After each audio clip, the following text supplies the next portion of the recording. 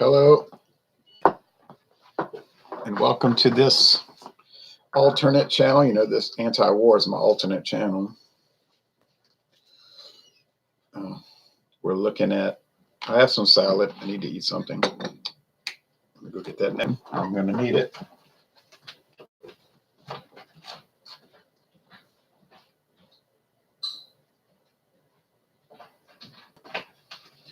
After this hangout, I'll start heating the beans and sausage. Hello, Ron, says Ronnie S. Hello, Ronnie S. I should have put it on StreamYard on so you could join. But you're going to have to make the comments. I didn't think anybody would join or even watch. I answered your question, I think, about the libertarians. Communists are clever. Like the 1958 book says, masters of deceit. A lot of people are not realizing they're being deceived. Okay, so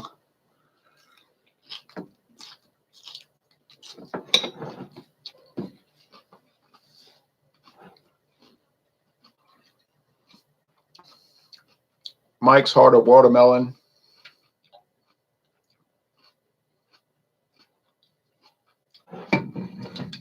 I asked my daughter and her friend, I said, y'all want to sample this one? No, they wouldn't bite. Yeah, damn commies, he said. They wouldn't bite. I forgot I had already reviewed this, and so I bought 2 for $5.50. I made a mistake. Well, hey.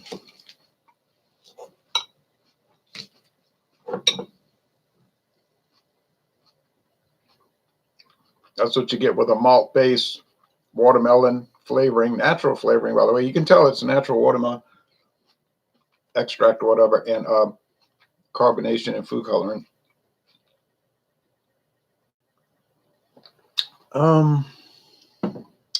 The one that really has a strong watermelon flavor is the original Clubtails watermelon margarita.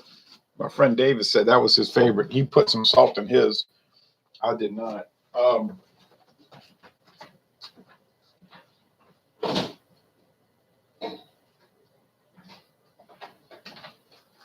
He said he found that I'm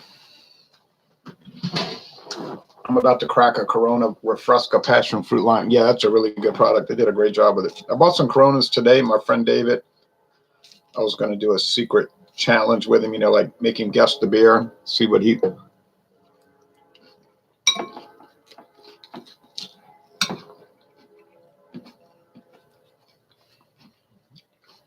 see what he was going to say about it. But I don't know if that's going to happen because I think he said he was going to give up drinking for Advent. So I may not see him for a month.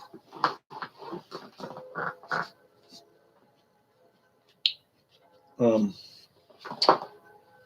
that could happen. I kind of thought he was going to come over here today, but he's helping at the hot rod shop. They're getting ready for the United States Marines Toys for Tots program. So he's helping the guy out, which is good to do. So,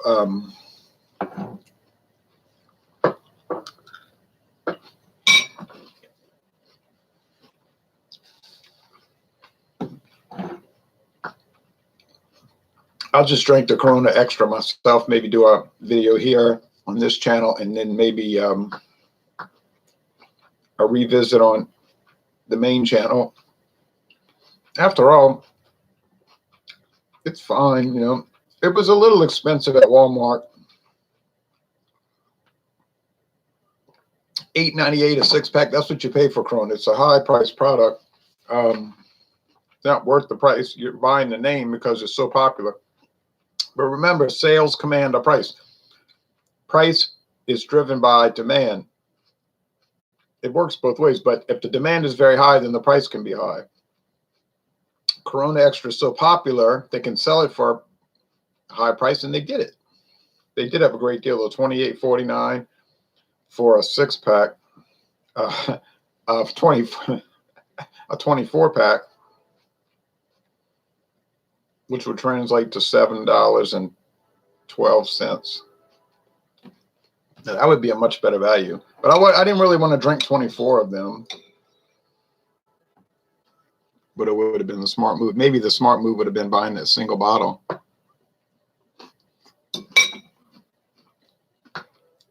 it was $2.91, $2.91 for a 24-ounce glass bottle.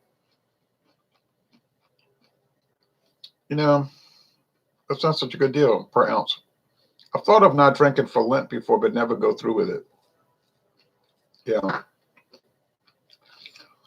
I would do it, but it would kill the channel, you know, like no drinking for Lent. And then, I mean, that doesn't matter if the channel dies. It's not important, but it would do it, you know.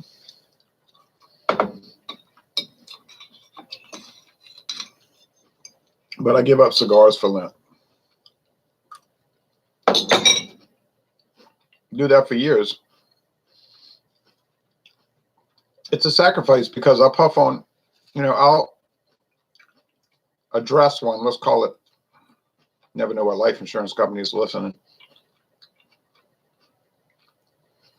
Each day, one a day, and I give it up for Lent. I do miss it. And sometimes I'll even dream about it. Like I'll have dreams that I was puffing, that I was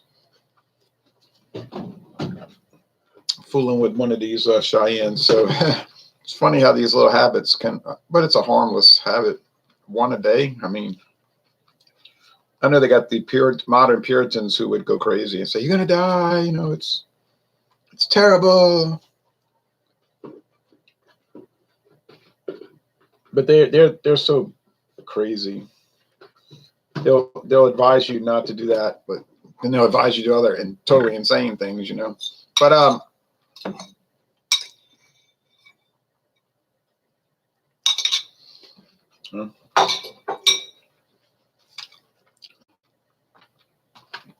okay, that was a good salad. I added Polish sauerkraut, 2 olives, pimento stuffed green,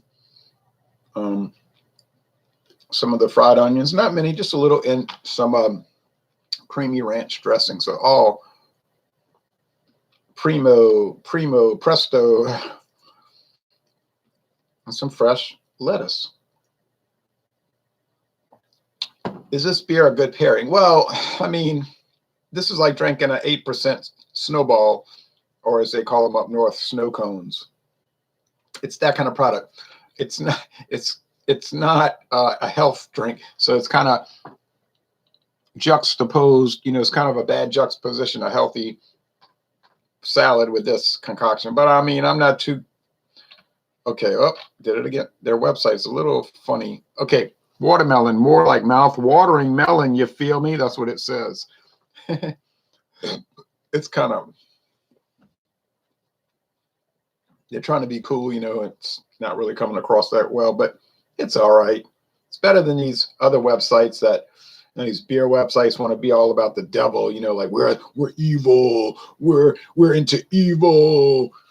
I'm like, yeah, you're not really into evil. I'll tell them that you're into politically correct evil, you know. It's just a bunch of garbage. And then, or they're into some kind of like left-wing causes, and it's like they're real preachy about their beer and makes you not want to drink. I'd rather this, which is just, you know,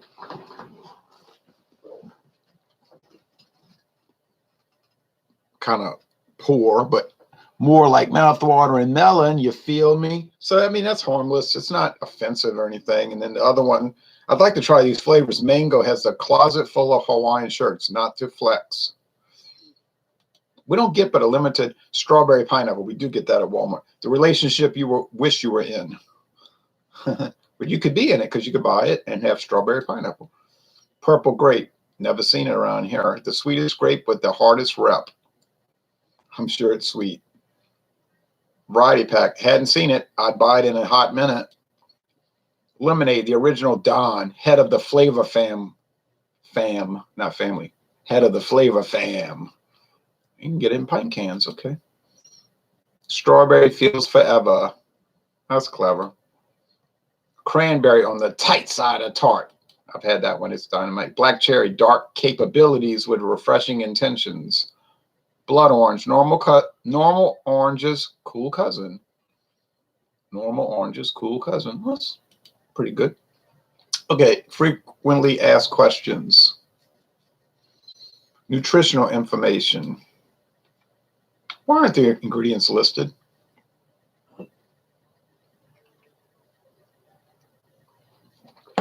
Harder is too legit for social norms, but really harder products are classified as beer under federal law, which does not require ingredient or nutritional labeling on beer as regulated by the Tobacco Tax and Trade Bureau. There's your answer. We don't have to list it, so we don't. Does harder contain allergens? Our products don't contain common allergens like milk, eggs, fish, crustaceans, shellfish, tree nuts, peanuts, wheat, and soybeans, even though harder's full ingredient list is proprietary.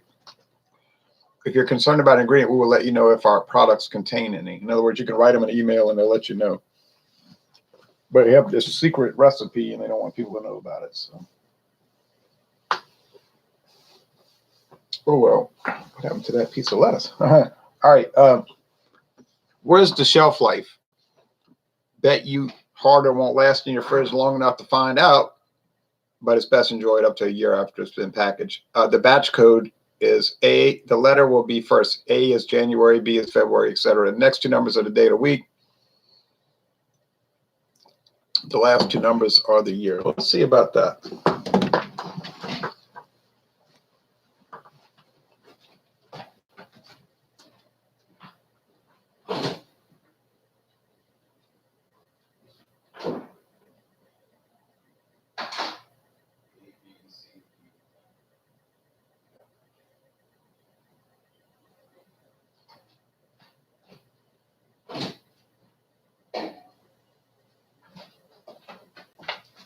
Okay, mine was July 16th, 2019. Four and a half months old, but that's nothing for this 8%. So it says a year. So crafted to remove gluten, alcohol. What kind of alcohol is used? Harder is made from a proprietary, meaning private, secret, fermented malt base, like traditional beer. But in a boss move, we perfected our process to create a base that is so fresh and so clean. 8%. Booyah. I mean, these people need to call me to help them, but I guess maybe people think it's cool because a lot of people drink it and like, yeah, baby, I'm drinking Mike's harder. It's cool, babe. I haven't heard any news of a London attack. Okay, so this beer is very good for a flavored beer. If you like a super sugary flavored, it's kind of like a kid's drink, but it's 8%, then you'll like it. But do not drink a lot of these. You will get plastered and you will get sick. It's so sugary sweet. Can you imagine drinking 2 of those cans? Oh man, what a mistake. That would be almost 4 full 8-ounce beers. It would be 46 ounces. I wouldn't do it. But then some people drink 40s, 42s. I don't know. I can't do it. I mean, I could. I don't want to do it. So, yeah, there was a knife attack in London yesterday, England. And you know what kind of person did it? You say, you mean a mean person? Yeah. You know, all these mean people came living in England in the last 50 years. So let's say a mean person. And it was Friday, and he was at his mean people's get-together. And they learned, they learn all the things they always learn about how they should kill all the non-mean people. And he went out there with a fake bomb vest and started stabbing people. And then he was captured by people on the bridge. Citizens captured him. And then he was shot by the police because they said they thought he had a bomb on. Then I don't know what they told. I don't understand quite what happened. Like they told the citizens, okay, let him go. Y'all all stand back. And then they shot the guy. Well, I mean, I have no sympathy for him. I mean, of course, he killed 2 people. He shouldn't even be living in England. You say, well, you mean you shouldn't allow those people to live there? Well, let's look at it like this. If you allow vipers to come into your house, you'll probably get bit, right? If a person is ill, they have to combat the virus. What is the benefit of it? That's the question I always ask my liberal Marxist Leninist friends. Kyle says, laugh out loud, mean people. So they move into England, Canada, the United States, France, and then they act bad. And many, I suppose, are good people, like our president would say. Many, I suppose, are good people. But he was talking about illegals. These legally come. And they do what comes natural, right? Which means kill a lot of people. They don't all do. You say you're stereotyping. Of course I'm stereotyping. I don't know each of the people, right? That's what a stereotype is. It's a heuristic. A stereotype, I made a video about it on the main channel. A stereotype is a heuristic. What's a heuristic? It's a problem solving method. It's a shortcut.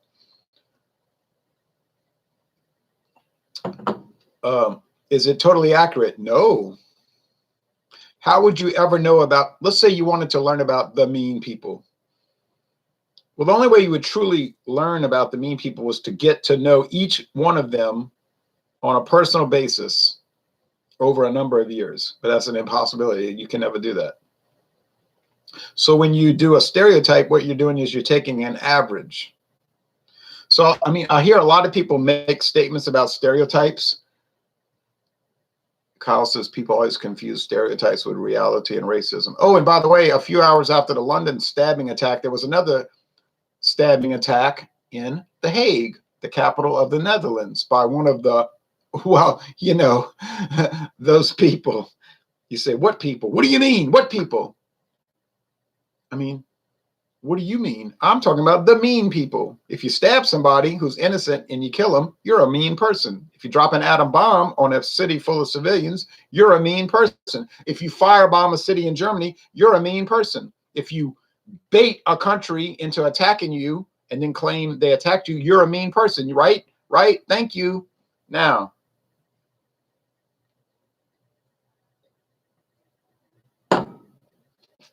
Ronnie says, I don't like mean people. I don't either, Ronnie. I didn't mean to say it isn't all. That was an incomplete thought. Oh, that's all right. So here we go. Now I gotta get off soon. Due to lunch-related issues. A stereotype is simply taking an average. It's taking an average. There's so much ignorance in the world. We want to cure the ignorance of the world. They'll say, you're a blankist. These days, if you're called a blankist, a you-know-whatist, that's probably a badge of honor. You should regard that as a you've won something. You're probably right in what you're doing. Or you called an anti-somethingite, or whatever, you know, whatever. That's what the left does. They call people names. That's how they argue. It's like, well, what about the issue? Well, you know, no, you're just a, no, I said, what about the issue? And they can't talk about the issue. Well, how can you talk about the issue if you have no, you're on a, you built a foundation out of sand. Okay, so now, like Jesus talked about building a house on a good foundation or building a house on sand at the beach. And then you say, my house got washed away. Well, yeah, because you built your house on the sand at the beach with no foundation.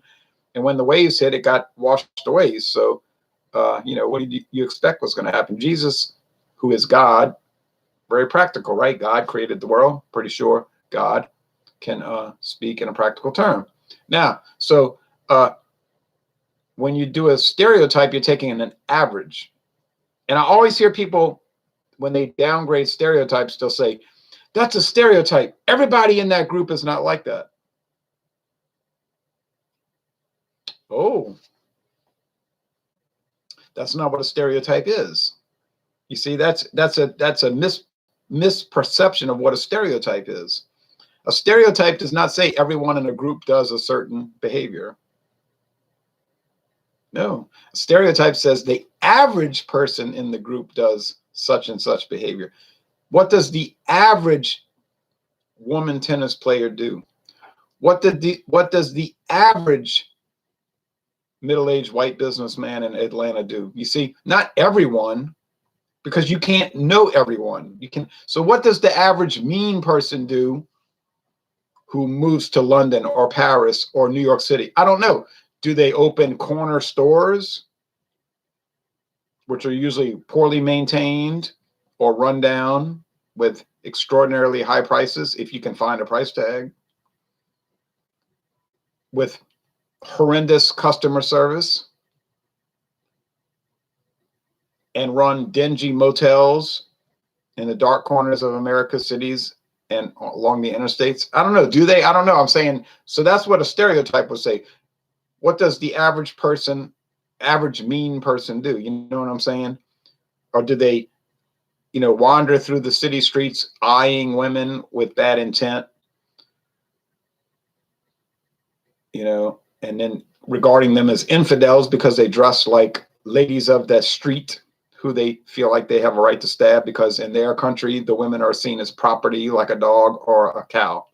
Okay, so you have to look at, that's the thing you have to, what does the average person do in a group? It doesn't apply to everybody. It would never apply to everybody. You say, well, video beer reviewers. The average video beer reviewer is strange and eccentric and highly volatile, and their feelings get hurt easily for the most trivial reasons. Now, I think that's true for the average beer reviewer. And that's been my experience for 9 years, that they can become extremely offended at the slightest and most trivial issue, and that they will unfriend and block you on Facebook faster than you can say Jack Sprat could eat no fat and his wife could eat no lean. So betwixt the two of them, they lick the platter clean. I'm sorry, I'm maybe not the typical, what you say, beer reviewer, because I tend not to become highly offended at over the most trivial and, the most trivial matters, like things that hardly matter. All right, if people, let's see, Kyle says, if people disagree with you, you have to be labeled automatically. It's weird how people are only able to think in black and white. Crazy stuff. Mocking a speech impediment is racist. It is, and I'm very offended by it, and I'm unanimous in that. So how did these bad people arrive in London, The Hague, New York City? Well, you see, that goes back to the wonderful, what we call the liberals. You say, you're just a conservative. That's what you are, you right-wing so-and-so. It's true, I have to admit it. But what did we warn about years ago?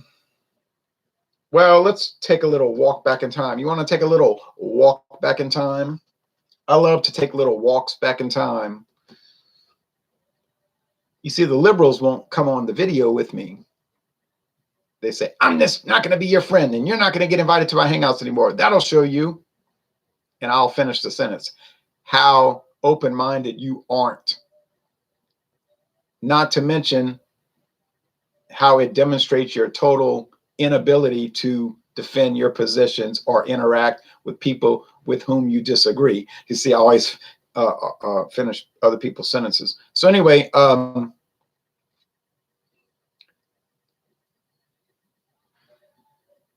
so how did they arrive?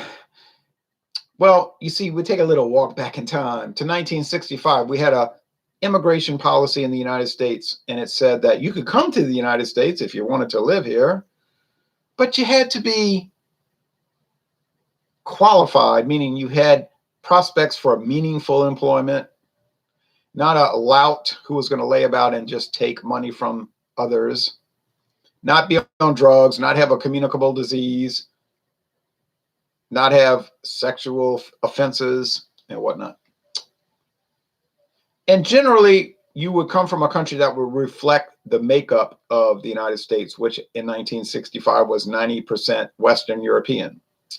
But then our liberal friends said, that's racist. That's wrong. You understand, these are people who almost never interact with people from another race, as they play golf at the country club and eat eat capers, at the wedding with Biff and Jenna. But anyway, for the wedding for Biff and Jenna. But you understand, we know our opponent better than they know themselves. Ronnie says, I think a lot of those quote unquote refugees went to Europe after their countries were destroyed by the dumbass, poorly planned war on terror. This is true. And certain virulent forces within the United States and overseas were promoting the war on Iraq, the war on Syria, the war on Egypt, the war on Libya, the war on Lebanon, etc., for various but yet well-connected nefarious reasons.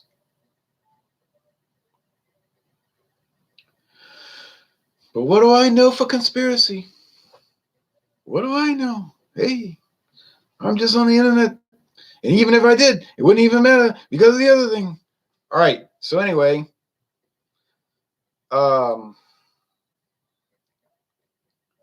so the liberals, who always know best and will use all the force available up into and including death to convince you that they're right, decided to amend the Immigration Act in 1965, the new Immigration Act, which favored non-Western European nations of origin for immigration. And so America changed over the last 54 years. It changed. And England had the same type of the liberal leaders, and it changed. And France changed.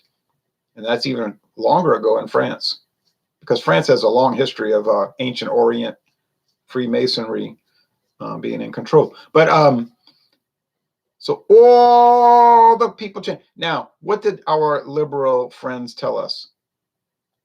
They said, it's a wonderful thing. It'll be a paradise. It'll be like the Coca-Cola commercial. I'd like to buy, a Coke and teach people to sing. And it'll be just all like Sesame Street. All the people cooperating will learn about cooperation. And I'm okay and you're okay and everybody's different. It's a wonderful mosaic, a wonderful quilt, not a melting pot. A melting pot is upper middle class, New York City, white racist ideology that everybody should melt into the American way.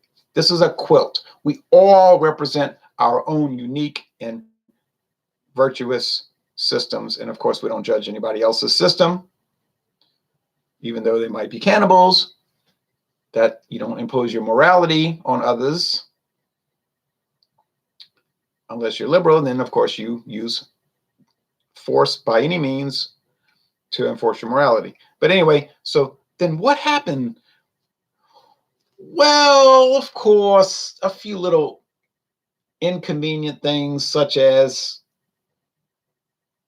a lot of terrorist attacks over the last 20 years. Bombing, stabbing, shooting, people running over other people with trucks while they're trying to do Christmas shopping. And then the liberal politicians come on the TV and they say, we are not afraid. This will not divide us. This will not change our lifestyle, meaning this will not let the nationalist movement grow. You see, that's what they always mean. I saw the London. This will not divide England, the United Kingdom. This will not divide. This will not change our way of life, or it will not destroy English. What did they say? British values. You say, what are British values? Well, he means the values that are promoted at the York Rite and Scottish Rite events. We'll call them that. So, and what they really mean, if you can read oblique statements and read between the lines, is what they're saying is this will not lead to a rise of nationalist, in other words, Le Pen in France sentiment. But you're wrong. You see, and I'm thinking, I was laughing this morning at 4 a.m. I said, ha ha ha, you're so wrong, because it's like a pot and it's boiling. The water's boiling and there's no way for the steam to get out.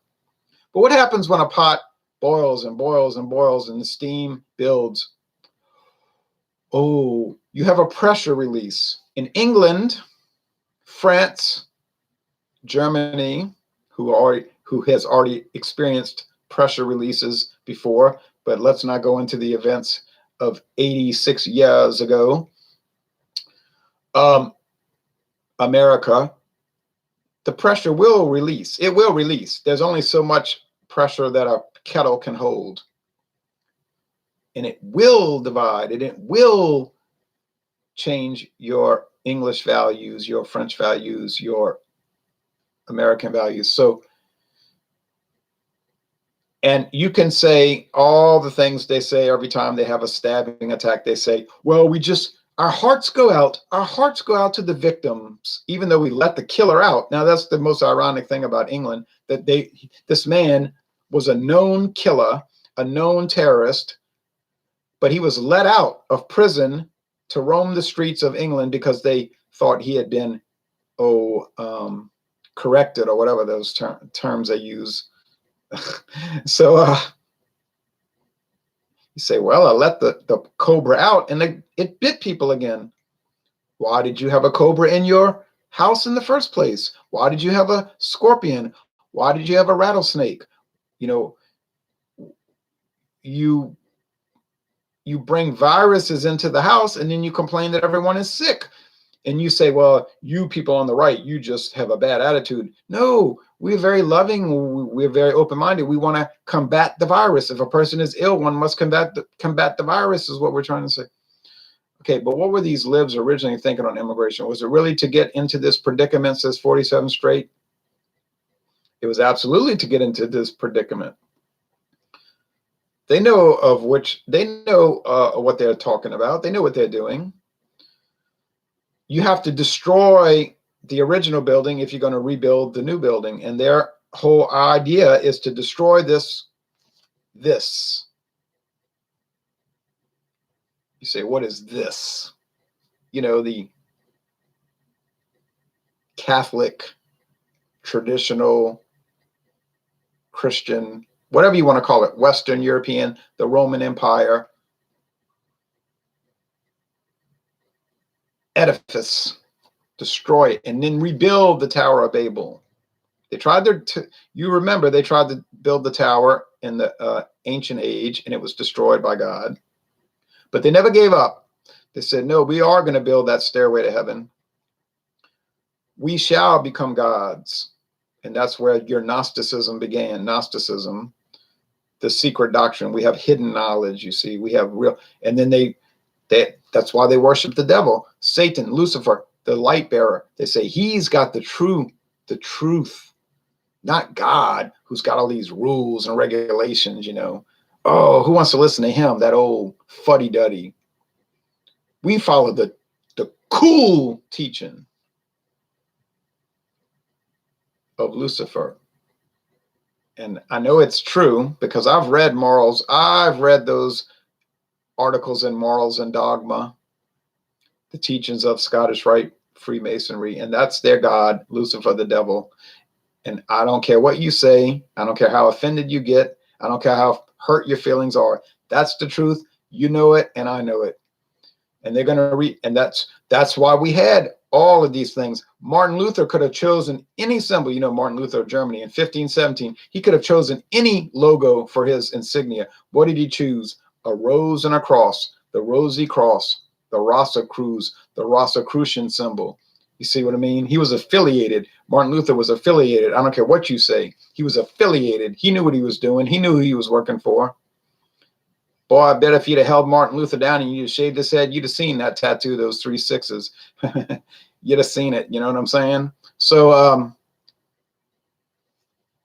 you say, well, that's evil. That's evil to let people into your country and knowing they're going to kill innocent people. Of course it's evil.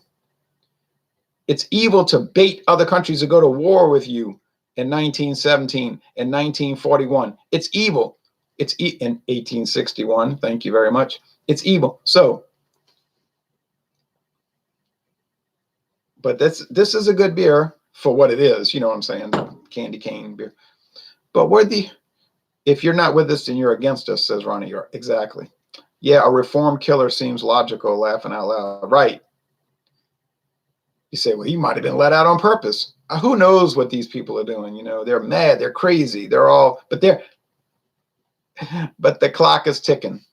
So I said on Facebook, I have to check that. I said, is a storm front nigh?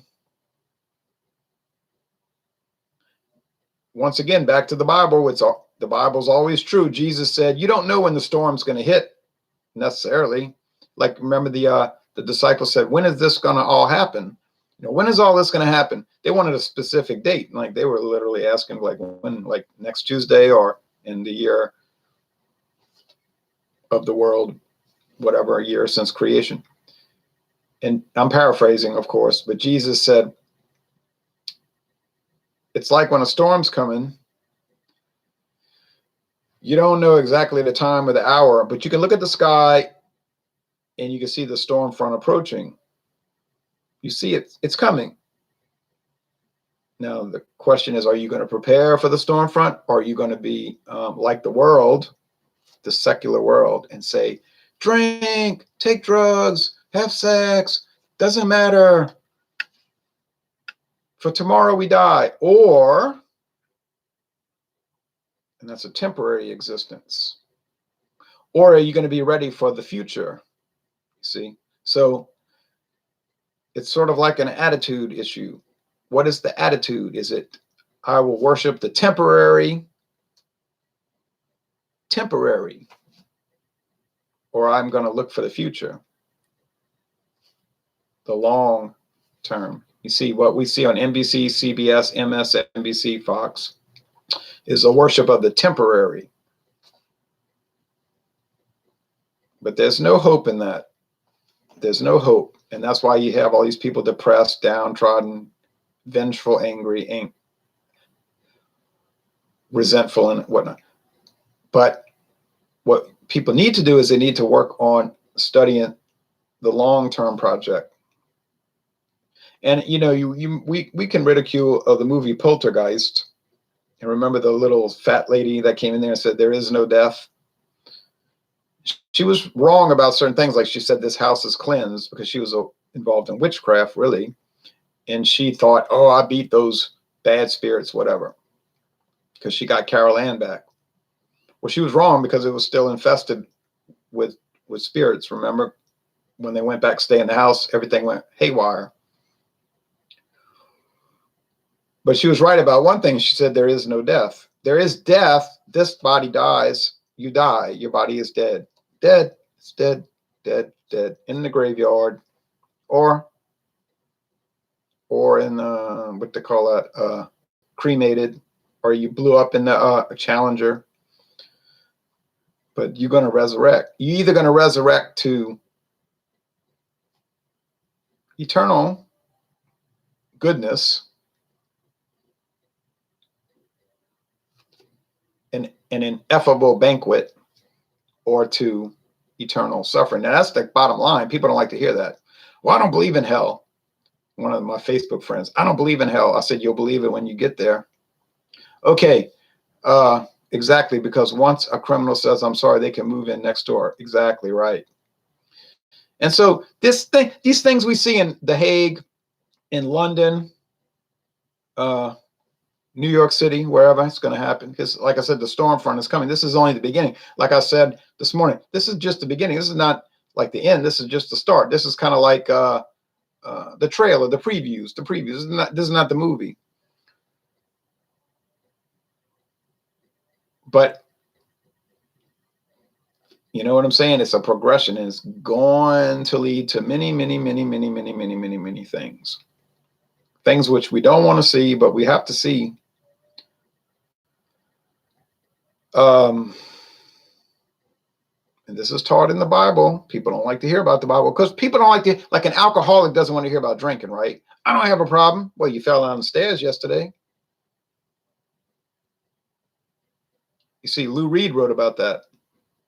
He wrote about that. He knew he was an old alcoholic, but he wrote about that in that song, The Next Shot. I'm sorry, the last shot. And he said, the last shot should have killed me. Pour me another drink. And like you said, because when you quit, but you always wish that you knew it was your last shot. So, of course, alcoholics don't want to hear about drinking.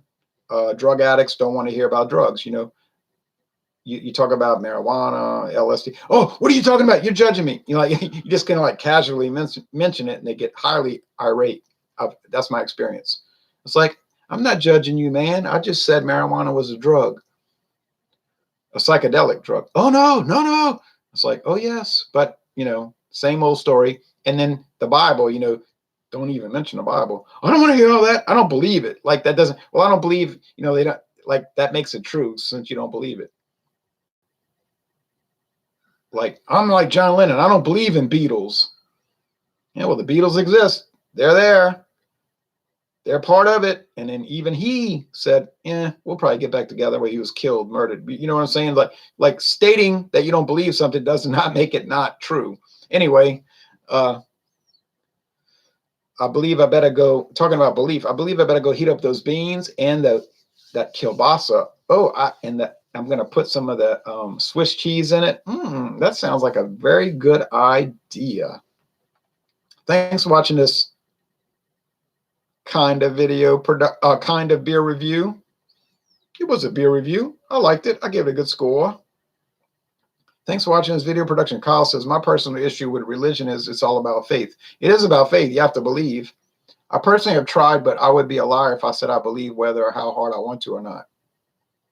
Well, if you become Catholic, if you study the Catholic faith, which is the true faith, that's a fact. People don't like to hear that. There was a time I didn't want to hear it. But see, I'm open-minded. See, be very careful about being open-minded, because it could lead you to the truth. And so then when you start studying the truth, you say, oh, well, okay, maybe I'm not as smart as I thought. Oh, well, I thought I knew everything. Maybe I don't. You see, so then you could receive a lot of blessings like I did. In 2001, I became Catholic, thank God. People say, well, Baptist was good. Well, it's kind of like saying, well, this beer is good. You could drink it. It's good. But then somebody gave you a beer that was gold. You know what I'm saying? Like, it's like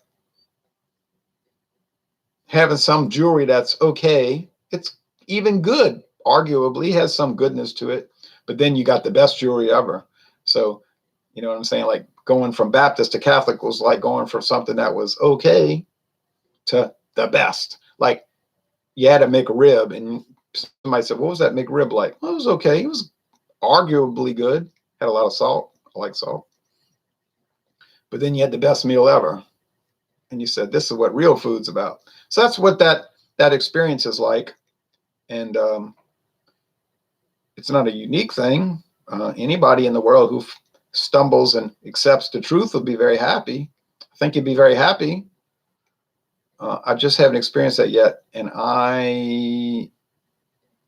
as raised, I don't understand that. It didn't come out right. McRib is great, says Ronnie.